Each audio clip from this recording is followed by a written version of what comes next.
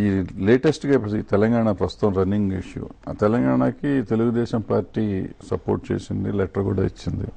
తర్వాత మన డిసెంబర్ 23 తర్వాత పరిణామం, 9 తర్వాత పరిణామాల్లో మళ్ళీ మాట మార్చింది డెఫినెట్గా, కానీ మార్చలేదు అంటూ ఉంటారు మీ బోటి వాళ్ళంతా. అసలు ఎందుకు కన్ఫ్యూజన్? ఎందుకు డైరెక్ట్ గా మేము చెప్పిన మాట మీదే ఉన్నాము ఉంటాము అని చెప్తుంటే ఒక ఉత్తరం ఇచ్చినా ఇంకో 4వ ఉత్తరం కూడా పడేయచ్చు కదా కావాలని. అంటే నేను అనేది ఇక్కడ రిజల్యూషన్ చేసి 2009 ఎన్నికల ముందు మేము తెలంగాణ గురించి నేనే స్వయంగా ప్రణబ్ ముఖర్జీకి ఇచ్చొచ్చారు. ఆ రోజు కమిటీలో ఉంటూ ఇవ్వడం జరిగింది. ఇది వాస్తవం. 2009లో ఎన్నికలంతా జరిగింది, కార్యక్రమాలన్నీ కూడా జరుగుతున్నాయి. డిసెంబర్ 9th ఏదైతే స్టేట్మెంట్ ఇచ్చాడో అది కొంత పొలిటికల్ మోటివేట్ అంటారు, ఇదంటారు, ఏదన్నా సరే మొత్తం మీద డిసెంబర్ 9th దాని మీద మళ్ళీ 23rd ఒక రీస్టేట్మెంట్ ఇచ్చారు. ఇచ్చిన తర్వాత తెలంగాణలో ఉన్నటువంటి మనోభావాల ప్రకారం దీని మీద అనేక సార్లు చర్చలు జరిగినప్పుడు చంద్రబాబు నాయుడు గారు ఒకటే చెప్పారు, నేను ఇచ్చింది నేను తీసుకోలేదు. తెలుగుదేశం పార్టీ తెలుగు ప్రజల గురించి పెట్టినటువంటి పార్టీ ఎన్టీ రామారావు. కాబట్టి మనోభావాల ప్రకారం మనం వెళ్తున్నాం. ఆ రోజు అందరి అభిప్రాయాలు తీసుకున్నప్పుడు ఆ రోజు ప్రజల నుంచి కాకుండా లీడర్స్నే మేము తీసుకున్నాం కాబట్టి దాని ప్రకారం మేము వెళ్ళాం. ఎప్పుడైతే ప్రజలు కూడా స్టూడెంట్స్ అందరూ రోడ్ల మీదకి వచ్చి వాళ్ళంతా కూడా ఈ విధంగా చేసిన తర్వాత రెండు ప్రాంతాల్లో కూడా కాంగ్రెస్ పార్టీ 125 సంవత్సరాల చరిత్ర కలిగినటువంటి పార్టీ కూడా వాళ్ళు కూడా ఏ నిర్ణయం చేయలేక వాళ్ళు కూడా సోనియా గాంధీ మాట్లాడరు, ఇంకొకరు మాట్లాడరు, లేకపోతే ఇక్కడ ముఖ్యమంత్రులందరూ కూడా అధిష్టాన వర్గం నిర్ణయమే మా నిర్ణయం, వాళ్ళు ఏం చేస్తే సిద్ధంగా ఉన్నామని చెప్తున్నారు. ఇప్పుడు చంద్రబాబు చెప్తున్నాడు శ్రీకృష్ణ కమిషన్ నివేదిక ఉంది, మీరు చర్యలు తీసుకోండి అని. శ్రీకృష్ణ కమిషన్ ముందు స్వేచ్ఛగా మా తెలంగాణ సోదరులు కానీ సీమాంధ్ర నుంచి మేము కానీ అందరము అక్కడ ఉన్నటువంటి ప్రజల అభిప్రాయాలు బట్టి నివేదికలు ఇచ్చాం. అందుచేతనే శ్రీకృష్ణ కమిషన్ నివేదిక ఇచ్చిన తర్వాత వాళ్ళ దీన్ని బట్టి మీరు కేంద్ర ప్రభుత్వం ఇచ్చేది కాబట్టి మీరు ఒక నిర్ణయం తీసుకోండి అని ఇప్పటికే మేము చెప్తున్నాం. వాళ్ళు తీసుకోకుండా కాలయాపన చేస్తూ ప్రాంతాల మధ్యన విద్వేషాలు పెడుతూ అనవసరంగా భేదాభిప్రాయాలు సృష్టిస్తూ పార్టీలోనే దీనిలోనే మరి కాంగ్రెస్ పార్టీ అయినా స్థిరంగా ఉందా? ఈ రోజు వరకు సోనియా గాంధీ గారు మాట్లాడరు. ఎందుకు చంద్రబాబు నాయుడు చెప్పడని అడుగుతారు.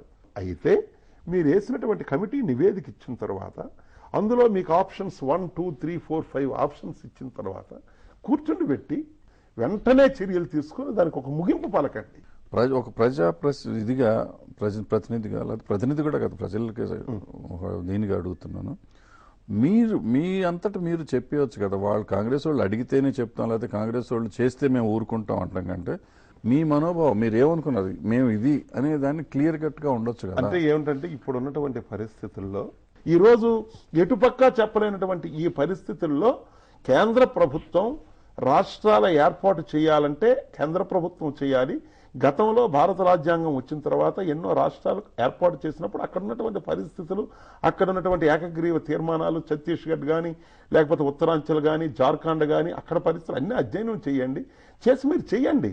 అంతే తప్ప ఈరోజు మాకంటే 2 కళ్ళు 2 ప్రాంతాలు తెలుగుదేశానికి పెంచి పోషించింది రాష్ట్ర ప్రజలు, తెలుగు ప్రజలు ఎక్కడున్నా ఇటువంటి పరిస్థితుల్లో వాళ్ళ మనోభావాలు హర్ట్ చేసినట్టు ఏ నిర్ణయం తీసుకొని యువతల వారు ఈ పరిస్థితిలో చంద్రబాబు నాయుడు గారు ఒక న్యూట్రాలిటీ అంతే తప్ప మేము ఇచ్చేది వెనక్కి తీసుకోలేదు. తెలుగుదేశం పార్టీ గతంలో ఇచ్చిన తీర్మానం వాళ్ళ దగ్గరే ఉంది. డిసెంబర్ 9 తర్వాత వచ్చినటువంటి మనోభావాలు కూడా మీకు కూడా తెలిసే మీరు 23 స్టేట్మెంట్ ఇచ్చారు. ఎందుకు ఇవ్వాలి 23? ఉద్యమం జరిగింది. మరి మీరు ఇచ్చినారంటే మీరు ప్రజల మనోభావాలను అర్థం చేసుకునే కదా 23 ఇచ్చారు. మరి కేంద్ర ప్రభుత్వమే ప్రజల మనోభావాలు అర్థం చేసుకున్నప్పుడు ఒక ప్రాంతీయ పార్టీగా మొత్తం రాష్ట్రానికి నాయకత్వం వహించినటువంటి చంద్రబాబు నాయుడు గారు ఏం చేస్తారు? కాబట్టి ఇవన్నీ ప్రజలు ఇప్పుడు అర్థం చేసుకున్నారు. ఇప్పుడు హైదరాబాద్ లేకపోతే తెలంగాణ వచ్చిందనుకోండి, సీమాంధ్రలో ఉండే ప్రజలకి ఏం నష్టం వస్తుంది? ఈవెన్ ఇక్కడున్న ఆంధ్రులకు కూడా ఏం నష్టం వస్తుంది?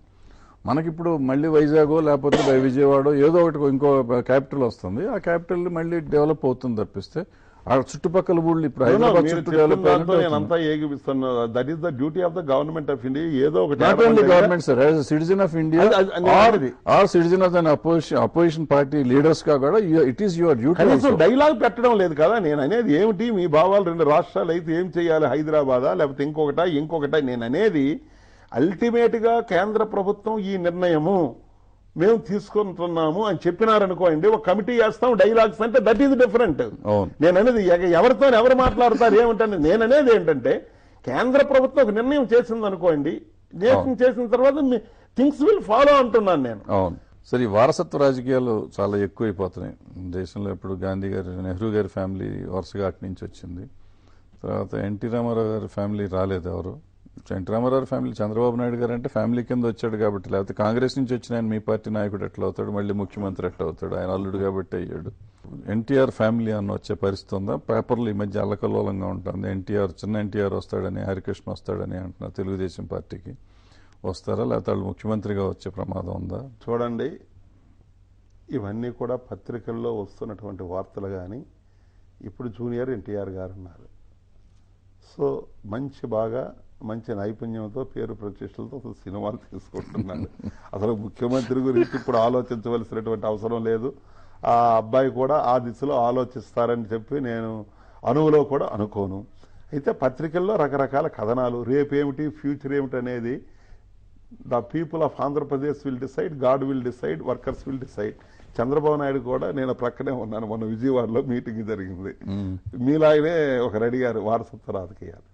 ఓకే, వారసత్వ రాజకీయాలంటే వారసత్వ రాజకీయాలు ఇస్తారా, లేకపోతే ఇంకొకరు కావాలనేది మనం ఇప్పుడు మాట్లాడుకున్నప్పుడు ప్రజలు అది చేస్తారు. కాబట్టి ఇప్పుడు ఉన్నటువంటి పత్రికల్లో వచ్చిన వార్తలు కానీ ఏమి కానీ ఇవి కొంత అపోహాలు సృష్టించడానికి దీనికే. కానీ మొన్న హరికృష్ణ గారు మా పాలిట్ బ్యూరో మీటింగ్కి వచ్చినప్పుడు రైతాంగ సమస్యల మీద ఈ 19వ తేదీ రోడ్ల దిగ్బంధన కార్యక్రమం అతనిచ్చిన చూసిన నేను చెప్తున్నా. ఇవి ఏవో ఉంటాయి, చిన్న చిన్న మనస్పర్ధలు కానీ ఒక ఏవి ఉంటాయి, అవన్నీ మేము సర్దుకొని ముందుకు పోతాం. అటువంటిది లేదు. అందరూ చంద్రబాబు నాయుడు గారి నాయకత్వం, అతని అడ్మినిస్ట్రేటివ్ స్కిల్స్ అంతా ఇచ్చేస్తున్నారు. ఓకే, ఇంకంతా చిన్నవాళ్ళు కాబట్టి ఇంకా ఫ్యూచర్ అంటే ఇంకో 10-15 సంవత్సరాల తర్వాత ఏడు జరగబోతుంది ఏమిటనేది మనం చెప్పలేం.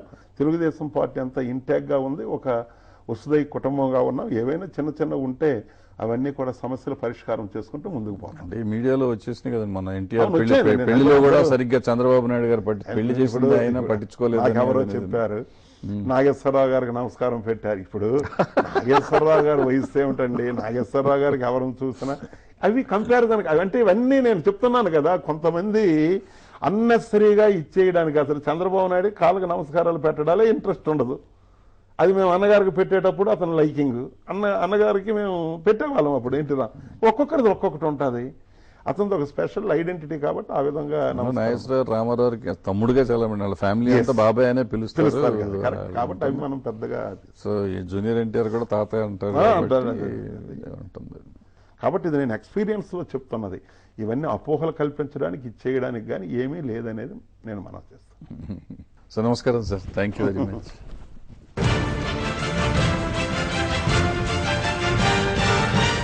Premier consulting firm providing training in SAP, Java, .NET and Informatica for master's students. Adrox has a strong team of 70 recruiters and vendorship to Fortune 500 companies. Average consultant bench time is 34 days. Please visit www.adrox.com for more details.